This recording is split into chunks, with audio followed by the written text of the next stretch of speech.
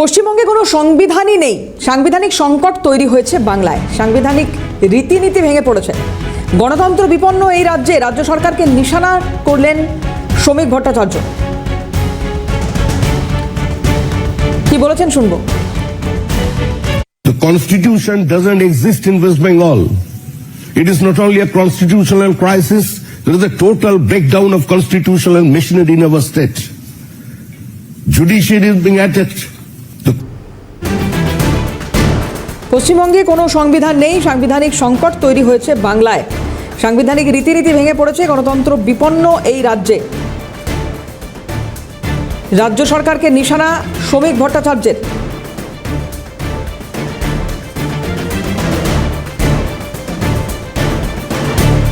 BJP রাজ্য সভাপতি শ্রমিক ভট্টাচার্য আজ যে সরাসরি অভিযোগ করেছেন যে পশ্চিমবঙ্গে কোনো সংবিধানই নেই, সাংবিধানিক সংকট তৈরি হয়েছে বাংলায়। দেশের নিরিখে এই কথা বলতে গিয়ে একাধিকবার বিরোধী রাজনৈতিক দল, তৃণমূল কংগ্রেস সহ আরও অন্যান্যরা তারা বারবার বিজেপি সরকারকে কাঠগড়ায় তুলেছে এবং একথাই তারা বারবার বলেছে যে গোটা দেশে সংবিধান নেই, গণতন্ত্র বিপন্ন। আর আজ নয়াদিল্লিতে শ্রমিক ভট্টাচার্য সাংবাদিকদের মুখোমুখি হয়ে বলছেন পশ্চিমবঙ্গে কোনো সংবিধান নেই, সাংবিধানিক সংকট তৈরি হচ্ছে বাংলায়, সাংবিধানিক রীতিনীতি ভেঙে পড়ছে, গণতন্ত্র বিপন্ন এই রাজ্যে।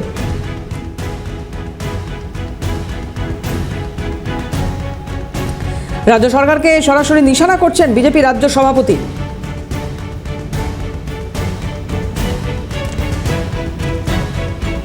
তৃণমূলের রাজ্য সহসভাপতি জয়প্রকাশ মজুমদার এই মুহূর্তে রয়েছেন টেলিফোনে। জয়প্রকাশ দা, যে কথা শ্রমিক ভট্টাচার্য আজকে বলছেন, গণতন্ত্র বিপন্ন এই রাজ্যে, সংবিধান নেই পশ্চিমবঙ্গে, কিভাবে দেখছেন এই বক্তব্যকে? আর মমতা বন্দ্যোপাধ্যায় তো দিল্লি গেছেন গণতন্ত্র রক্ষার দাবিতে, সেখানে ওরাও সাপোর্ট করুক যে পশ্চিমবঙ্গ কেন, সারা ভারতবর্ষে গণতন্ত্র রক্ষা করতে হবে, মানুষের অধিকার দিতে হবে, একজন মানুষ একটা ভোট এবং সকল বৈধ ভোটারদের নাম থাকতে হবে ভোটার লিস্টে। এটা মমতা বন্দ্যোপাধ্যায় বলছেন, শ্রমিক বন্দ্যোপাধ্যায় বলতেন সব নাম বাদ দিতে হবে। কে গণতন্ত্রের পক্ষে? আজে বাজে ভাষণ দিলেই হলো? পেছনে বিজেপির চাপ আর সামনে হচ্ছে মানুষের অধিকারকে কেড়ে নেওয়ার ইচ্ছে। এই তো হচ্ছে শ্রমিক ভট্টাচার্য এবং বিজেপির আসল ছবি। সেকেন্ড ডে সিটিজেন করে দিতে চাইছে সারা ভারতবর্ষের অর্ধেক মানুষকে, ডি ক্যাম্পে পাঠিয়ে দেবো। যেভাবে হিটলার, এরা তো আলোচনা করেছিল যে যেভাবে হিটলার ইহুদিদের দেশ ছাড়া করেছিল, আমরা মুসলমানদের দেশ ছাড়া করব, আমরাও মতুয়াদের দেশ ছাড়া করব, নমশূদ্র উদ্বাস্তুদের দেশ ছাড়া করব, শুধু ব্রাহ্মণরা থাকবে, উচ্চ বর্ণের হিন্দুরা থাকবে। এটা তো আরএসএস এর ঘোষিত নীতি, যে নীতিতে বিজেপি চলে। লজ্জা করছে না শ্রমিক ভট্টাচার্য একজন ব্রাহ্মণ হয়ে এই মতুয়াদের নাম বাদ যাচ্ছে, একটা কথা বলছেন না? নমশূদ্রদের একজন নাম বাদ যাচ্ছে, একটা কথা বলছেন না? পশ্চিমবঙ্গের হয়ে কথা বলছেন না? আমি বলছি না পশ্চিমবঙ্গ সরকারের হয়ে, পশ্চিমবঙ্গের সাধারণ মানুষের হয়ে কথা বলতে তাদের গায়ে কি ফসকা পড়ছে? আর দিল্লিতে বসে বসে এখানে যিনি লড়ছেন মানুষের স্বার্থে, তাকে আক্রমণ করছেন। এদের লজ্জা হওয়া উচিত। এবং পশ্চিমবঙ্গে এই জন্যই এরা মার্জিনাল ফোর্স, এদের আর কোনো জায়গা নেই। মানুষ এখন বুঝে গেছে এরা শুধু মানুষ বিরোধী, পশ্চিমবঙ্গ বিরোধী, বাংলা ভাষা বিরোধী।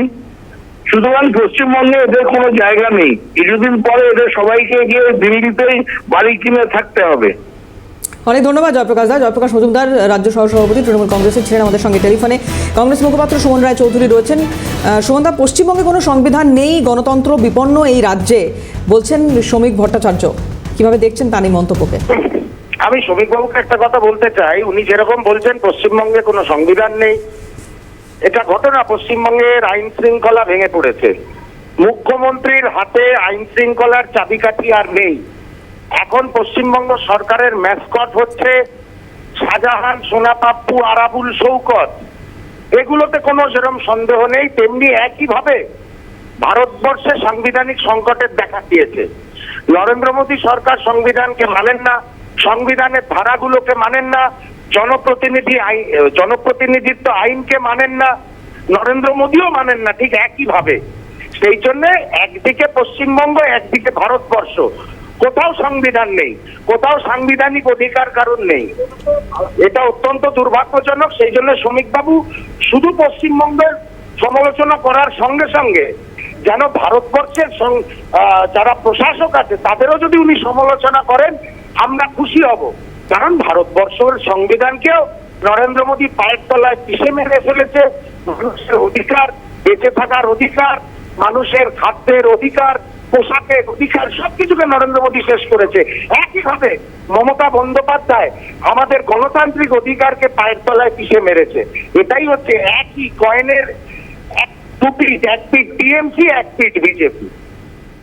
অনেক ধন্যবাদ সুমনদা। সুমন রায়চৌধুরী কংগ্রেস মুখপাত্র ছিলেন টেলিফোনে।